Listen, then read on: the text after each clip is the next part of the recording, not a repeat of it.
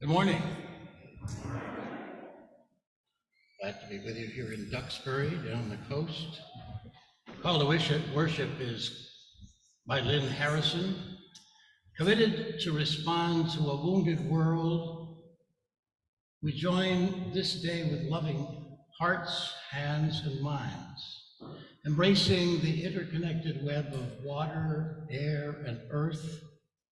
Our chalice, when we light it, will become a fire of sustaining hope, ever bright with love and justice. May we bring forth this day new wisdom, strength, and courage to create a new world not of wealth, but well-being, a world of new peace and abundance for all. As we give thanks for this earth, our shared and singular home, may we dedicate ourselves to its ongoing care, rising to the cause deep within us and all around us. May we respond today and always with courage and with love. Please take out your gray hymnals and turn to number 38, Morning Has Broken. Please rise in body or in spirit.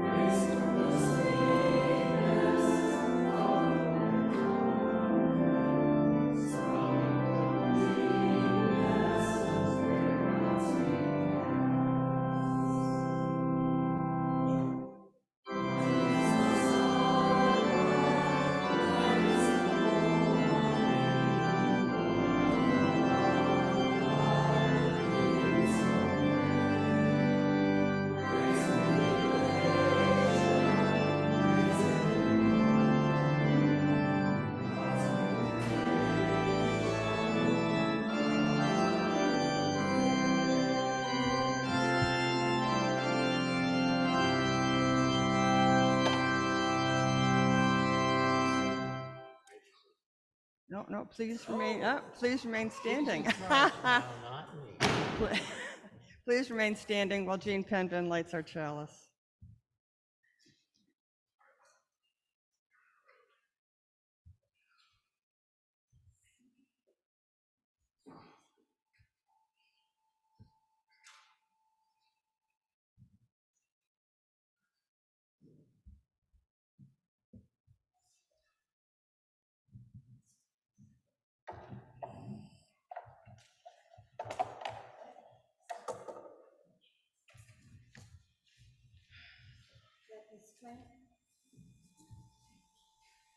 Let this flame be to us a symbol of the holiness we seek.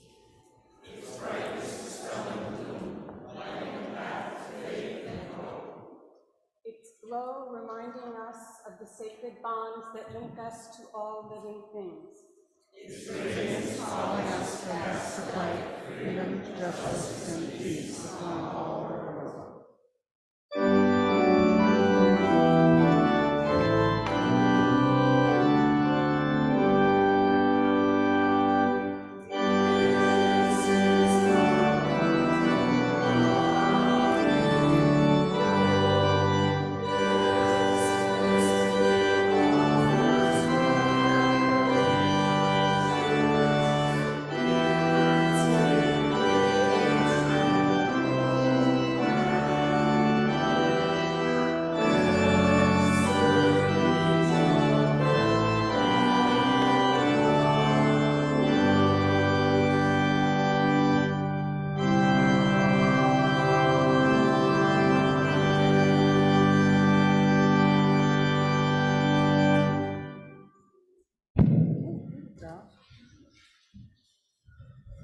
That's better. Can you hear me now? Yes. Oh. Check out that one in a minute. No.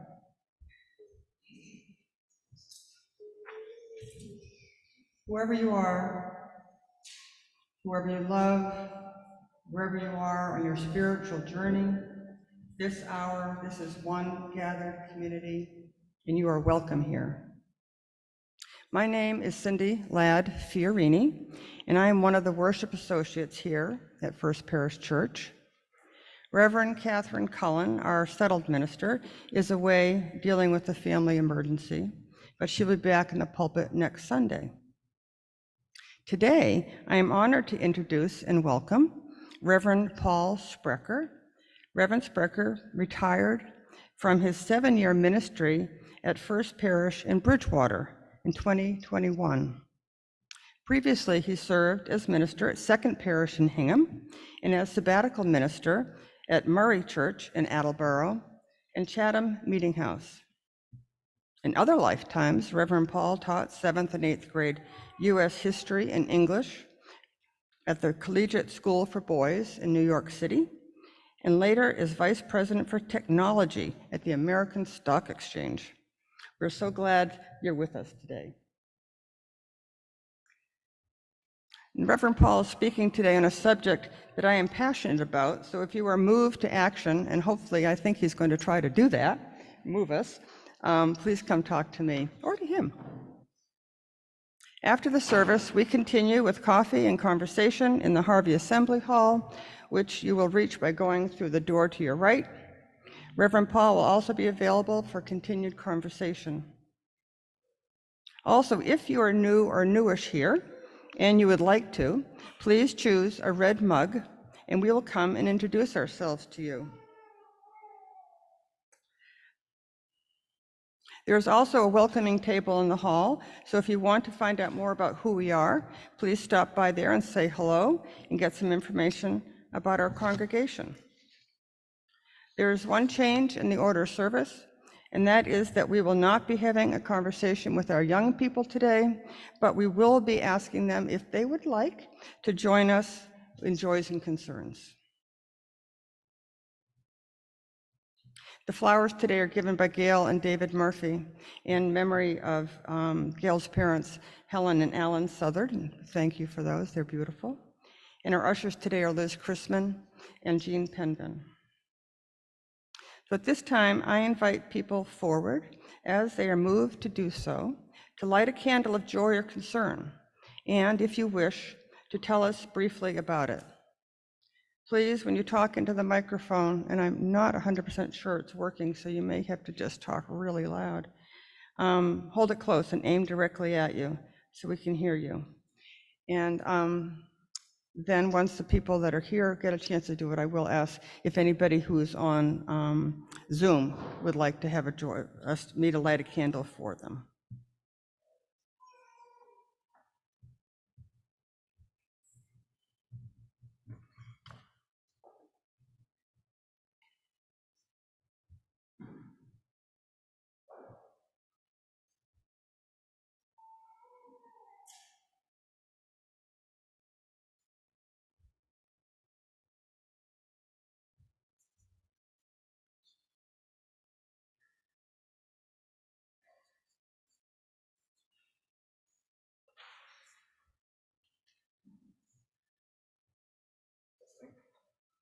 Testing, testing. Thanks, Tom.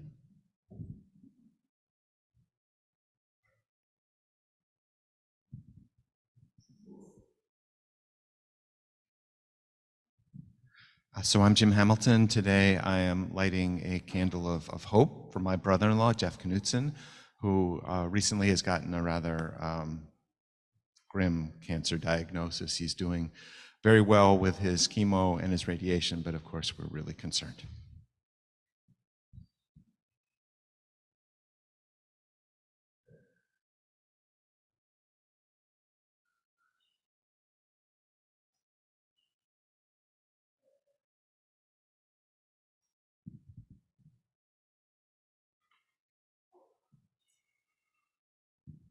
Hi, I'm Carl Schweitzer, and this is a candle of hope. I just went down and moved my mom into assisted living along with my siblings and so forth, so I'm hoping it all works out.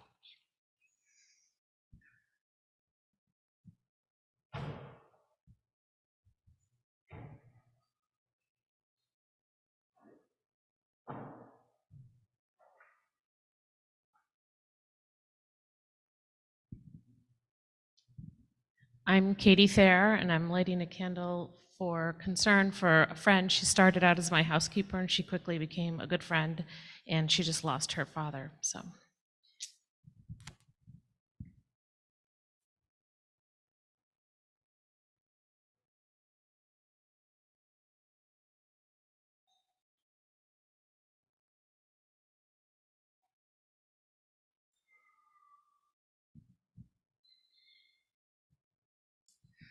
Hi, I'm Christina Simonelli, and this is a little bit of like a joy and also just hoping for a prayer. This woman, Barbara, who's been like a second mother to me, she's had to go through emergency surgery in April, and she's gone back into AFib, and so hopefully a prayer. But the joy is that Mama's babies are very much so thriving. They're 2 weeks now, and moving along and adventuring around. So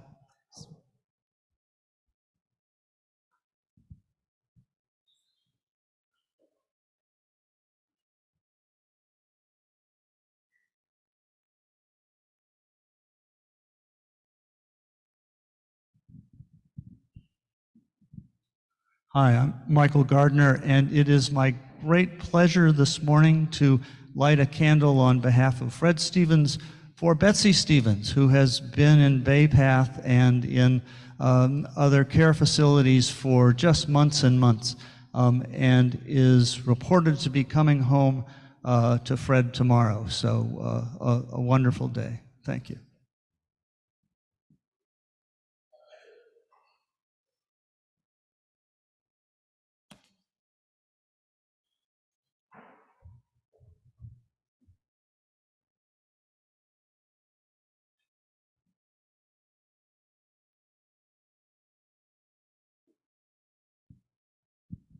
Hi, I'm Regina McKinney, and this is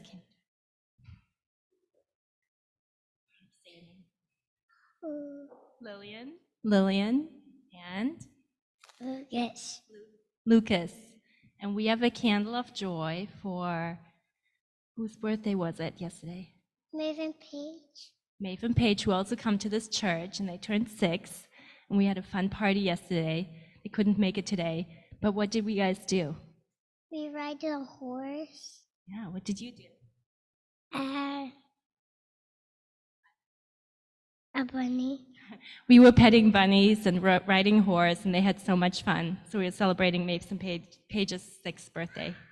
Thank you.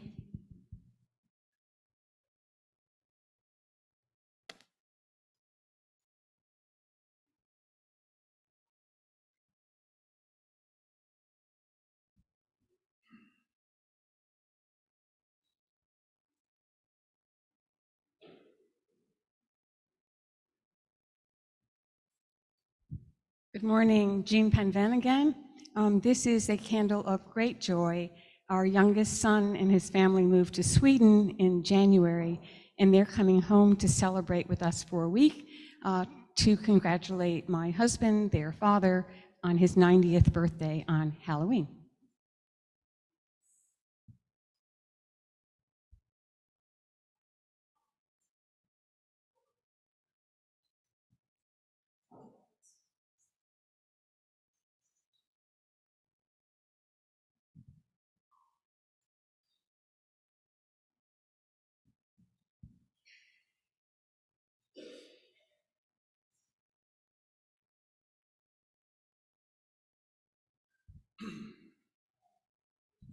Well, good morning. I'm Bob Hughes, and lit 2 candles. The first candle is for the cat that I serve as butler to, who is 14 and has a few issues. And the second candle that I've lit is for the world and all the crazy things that have been going on. And man, I hope we get some positive things going in the next year. Thank you.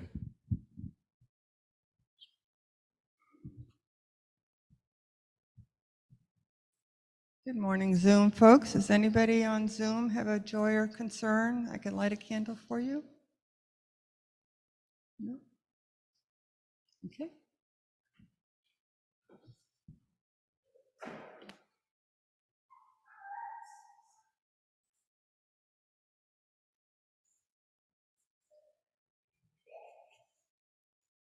This last candle is for all the joys and concerns that we have in our hearts but are not yet spoken.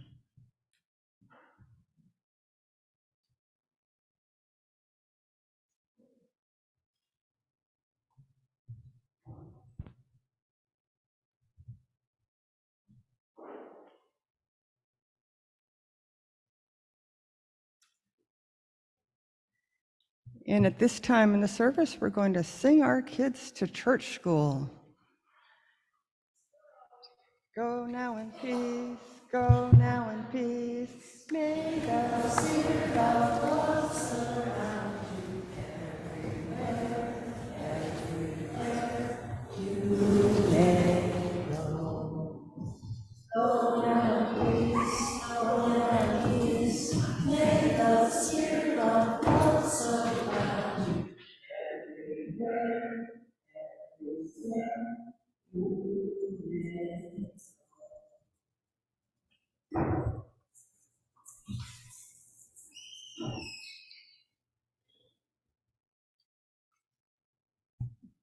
We enter now into a time of prayer and meditation,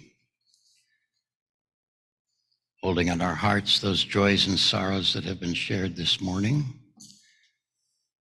knowing that as a congregation, joys that are shared are doubled and sorrows are halved. The words of this prayer are by an unknown author, translated by Chief Yellowlark. O great Spirit, whose voice I hear in the wind, whose breath gives life to all the world, hear me.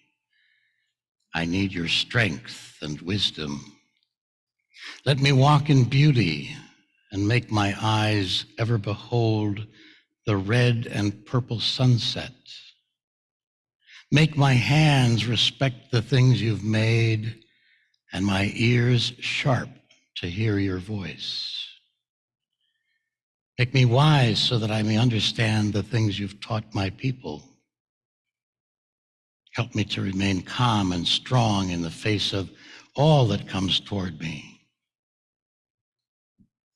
Let me learn the lessons you have hidden in every leaf and rock.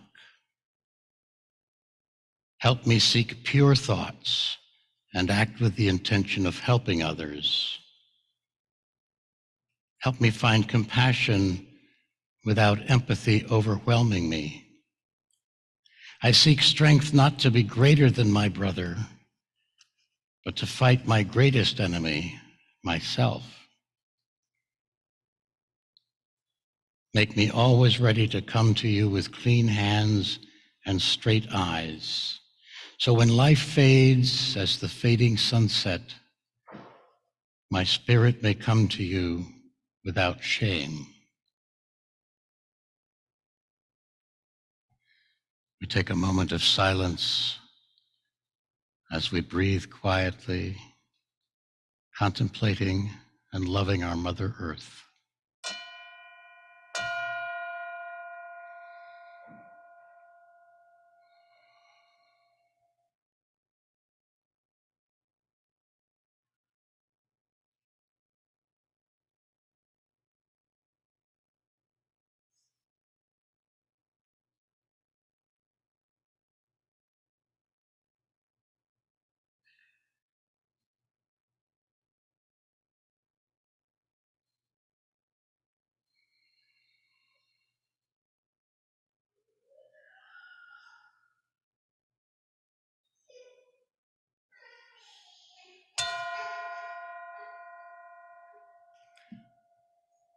So may it be, and amen.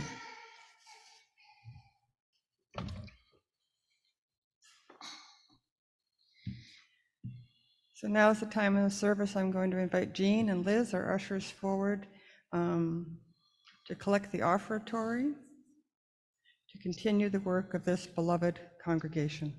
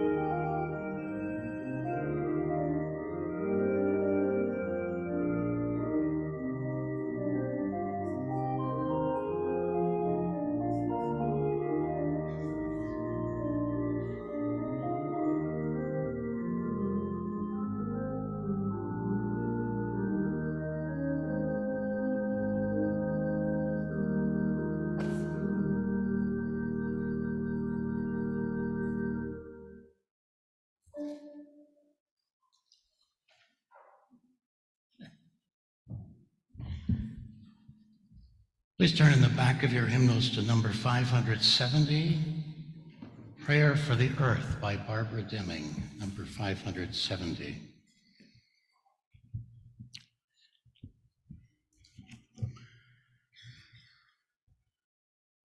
Spirit of love that flows against our flesh, sets it trembling, moves across it as across grass, erasing every boundary that we accept, and swings the doors of our lives wide.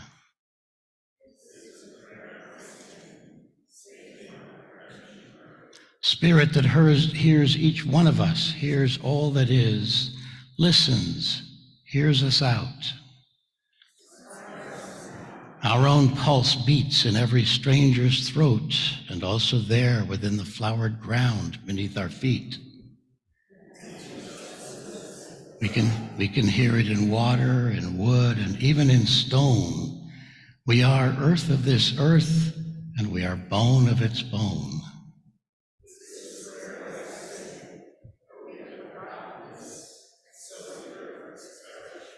And now if you would turn to number 21, For the Beauty of the Earth, number 21. Please rise in body or in spirit.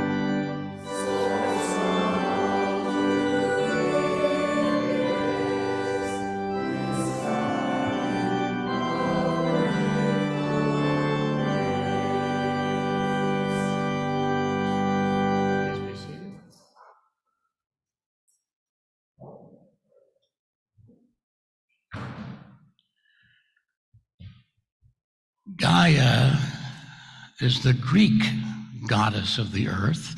The Roman goddess who plays the same role in Roman mythology is Terra, hence terrestrial, terraforming, and so on. The stories about Gaia make it clear that she was not what you might call a touchy-feely goddess.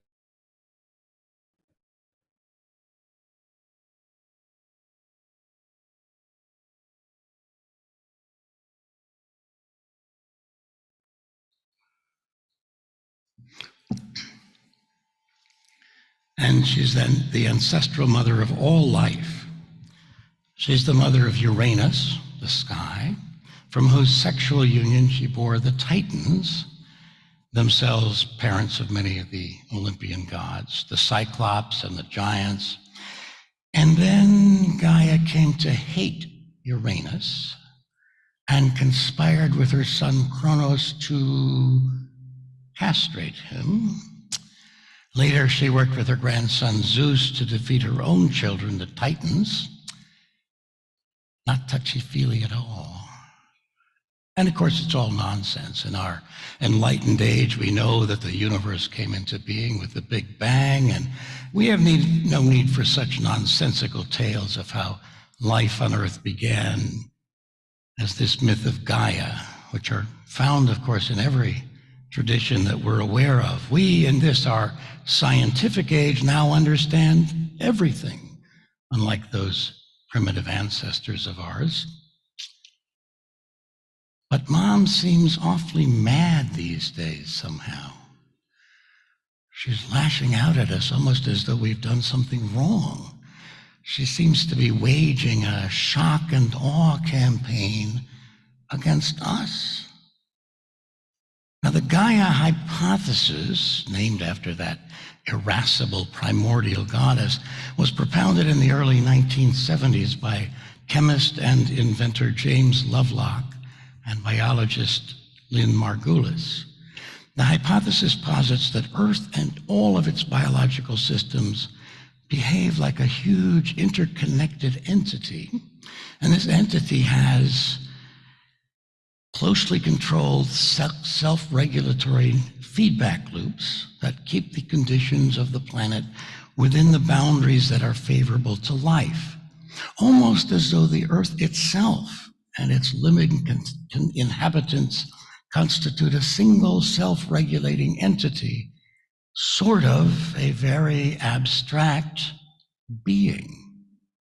And Earth could then be said to have emergent properties, and so Earth would need to be seen holistically rather than as a collection of discrete parts, sort of like a goddess. With our modern scientific understanding of how everything works, we've lost touch with the sense of the sacredness of the Earth. Nothing is forbidden to us, nothing is off limits. Whatever in the form of curating life we wish to do and modifying them to suit our needs, whether we should ransack the Earth and under it and under the ocean and in the skies to search for more and more fossil fuels and other resources to advance our desire for everything. We all believe that we should be free to do whatever we wish in order to satisfy our desires. And if we're multi-billionaires, we can even attempt to escape from Mother Earth altogether and perhaps, at least in fantasy, become self-sustaining without her. But Mom does seem to be pretty mad these days for some reason. Her shock and awe campaign is beginning to work, and at long last, the majority of her children are starting to take notice. Max Weber, in The Protestant Ethic, argued that modern capitalism arose at least in part from the abstemious ambition of our own Puritan ancestors who founded this and so many other churches here in our Commonwealth and beyond. Our forebears avoided luxury, but considered that those among them who prospered were favored by God and therefore part of an elect who would be, through the mysterious workings of God's impenetrable favor, the most likely to get to heaven. And given that heaven is the ultimate achievement, the earth mattered little except for purposes of calculation, exploitation, and domination. In the process, Weber argued, the world became disenchanted for us. This German term means literally de-magication. As the Encyclopedia Britannica puts it, for Weber, the effect of that demystification was that the world was leached of mystery and richness. It became disenchanted and disenchanting, predictable and intellectualized. In that sense, it continues, the disenchantment of the world is the alienating and undesirable flip side of scientific progress. So yeah, all of those old stories are total nonsense. We humans are in charge and we can and should do whatever we want. Nothing is sacred, nothing is off limits. There need be no end to economic growth and progress ever. But Mom has been pretty irascible lately. Maybe she's trying to tell us something. Now, in our own Unitarian Universalist tradition, we've gradually become aware of the need for the sacred, the need to honor the mystery of the earth, even as we also applaud the unraveling of her secrets with the relentless conquests of science. At the time of the merger between Unitarians and Universalists in 1961, we had 6 principles, not 7, and all of them were quite consistent with conventional, secular, liberal aspirations, as the first 6 still are. And they're good aspirations for living in any democratic society. And when first they were propounded, they were expressed in man-speak, as were most such expressions of the time, mankind, every man, he is the default pronoun, and so on. And then in part as a response to feminism in our midst in the 1970s and since, a movement arose to revise the principles and to eliminate sexist language, among other purposes. There was a relentless manhunt through our bylaws and later through our hymnals to create an inclusive, non-gendered language instead of the traditional male-centric language. But one other outcome of all these revisions was the adoption of our 7th principle, respect for the interdependent web of all existence of which we are a part. That moved us beyond the human sphere and into the sphere of all existence, and added a responsibility to care for our Mother Earth. Here comes that mother again, that goddess, if you will. The other significant change in our expression of our foundational purposes came with the adoption in 1995 of our 6th source, Spiritual Teachings of Earth-Centered Traditions, which celebrate the sacred circle of life and instruct us to live in harmony with the rhythms of nature. And this too arose from the ferment of the feminist movement in our ranks, specifically from the women's spirituality movement and the emergence of UU pagans as a distinct strand within our living tradition. And again, this source takes us beyond the Enlightenment's tolerance for religious traditions of various sorts and back to the notion that the indigenous peoples of Europe and Africa and the rest of the world were often forcibly converted to Christianity, but they might actually have had something going for them. Maybe even, gasp, witches might know a thing or two that we could make use of.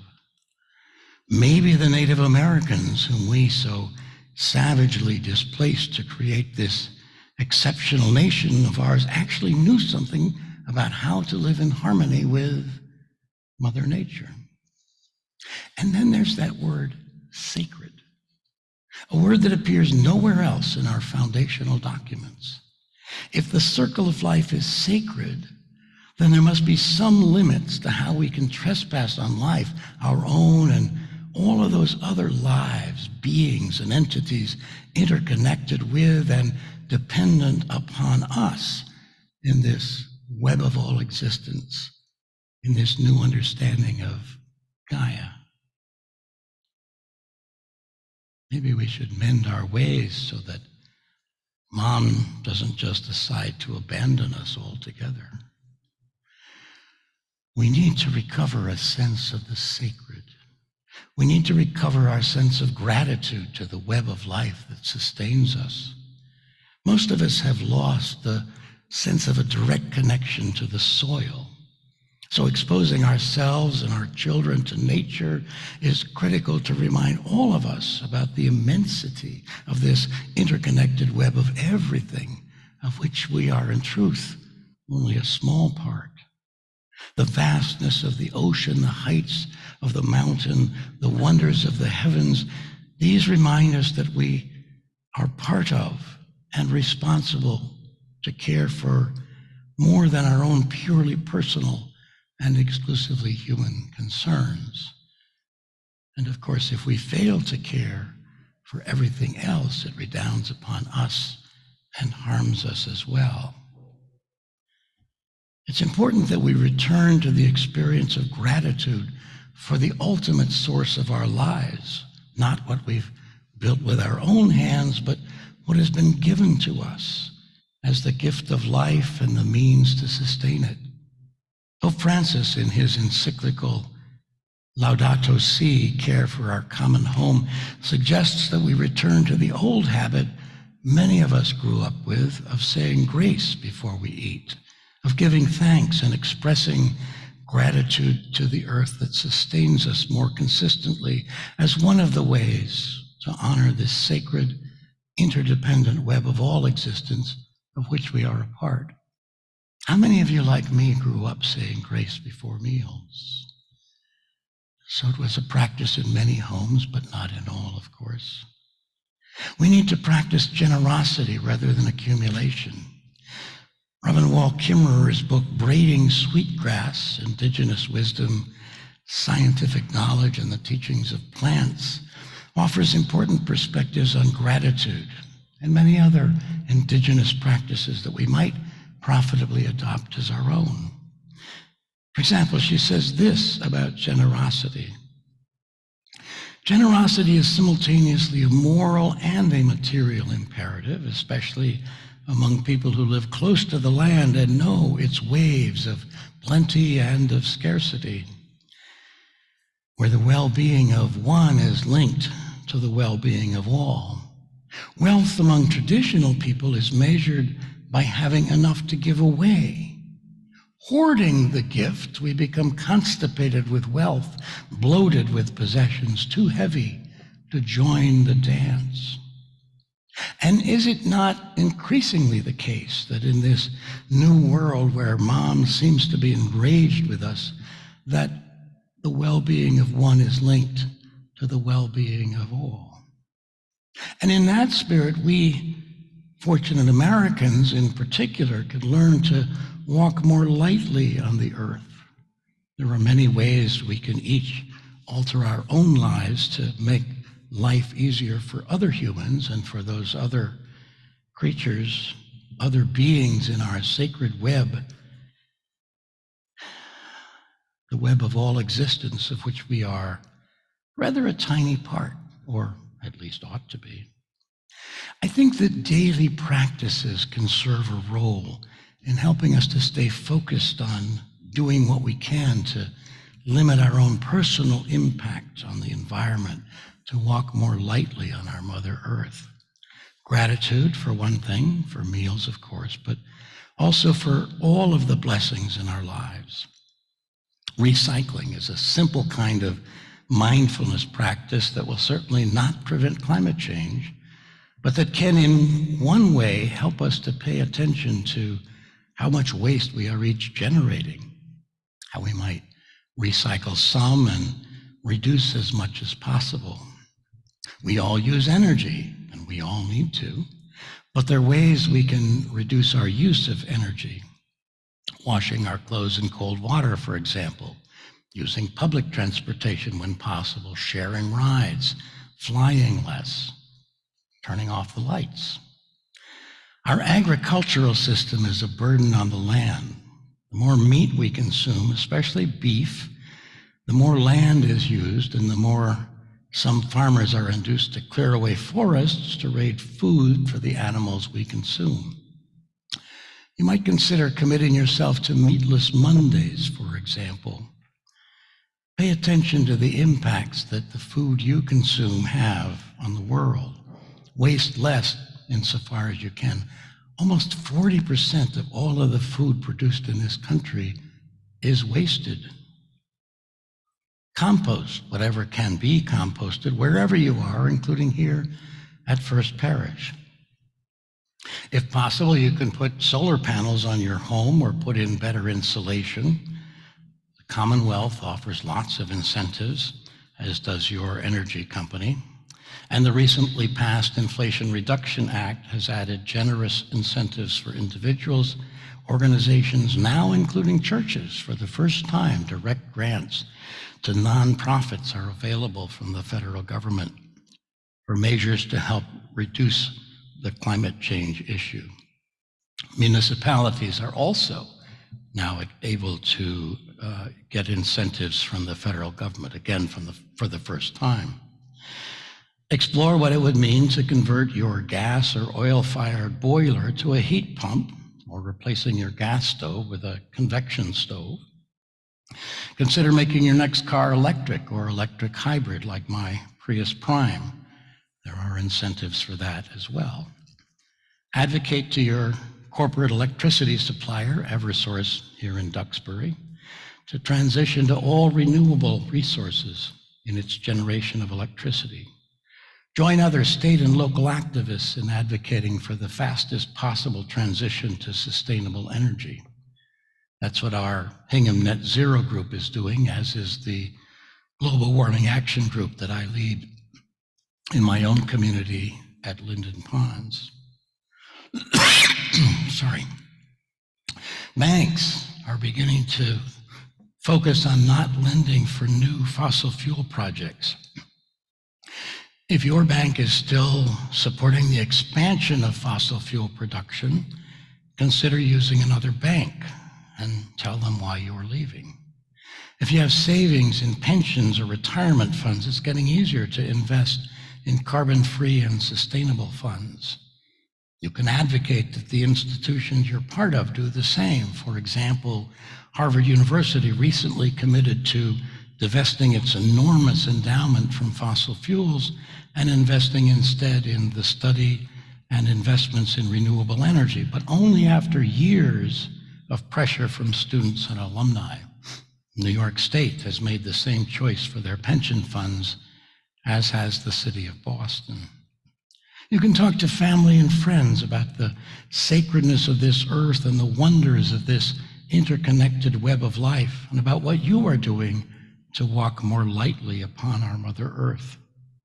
You can learn more about what you can do to advocate politically, both locally and at the state and national level.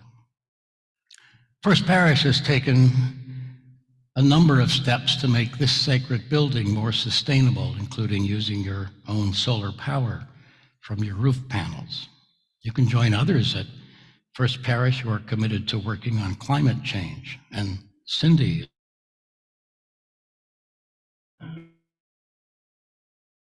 working to reduce the use of fossil fuels and help to fend off the disastrous effects that threaten your town as a coastal community, and even more seriously in so many other places around the globe.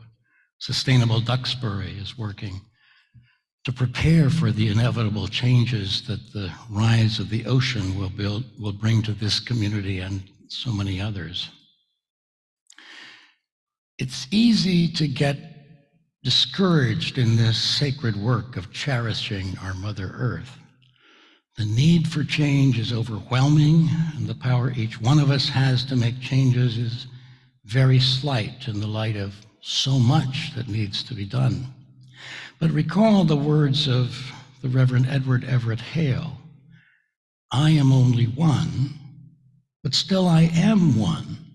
I cannot do everything, but still I can do something. And because I cannot do everything, I will not refuse to do the something that I can do." And of course, no one has to do it alone.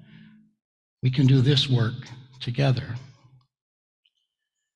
Now, it's not my intention to denigrate science and the responsible truth for search and meaning, as we say in our fourth principle.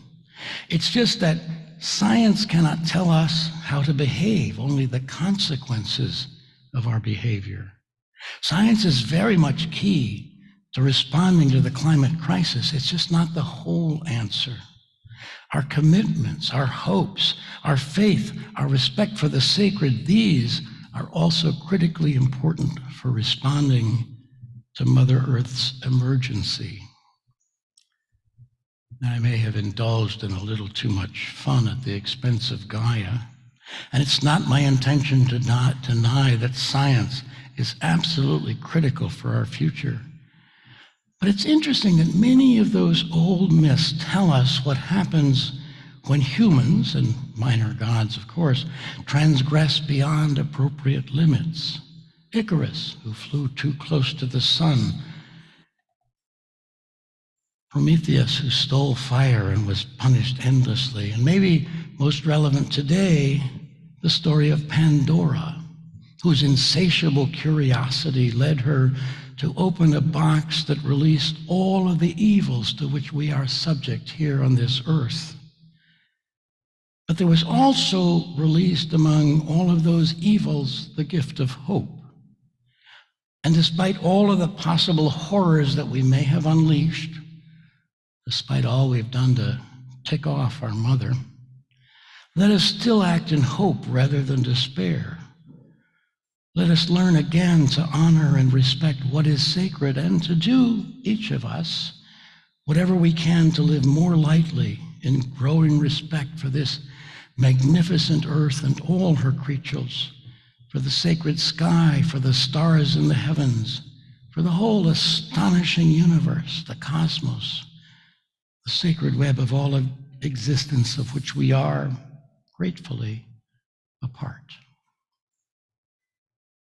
So may it be, and amen. Please take out your teal hymnals and turn to our closing Blue Boat Home, number 1064. Please rise as you're willing and able.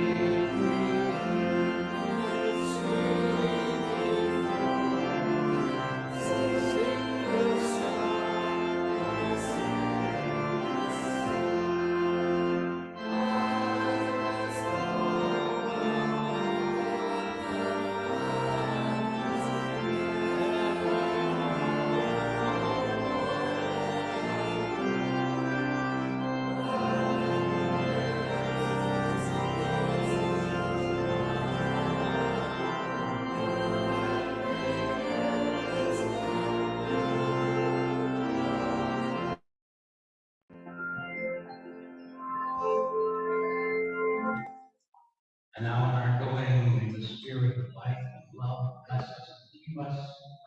May its light shine upon us, and that from within us, and be gracious unto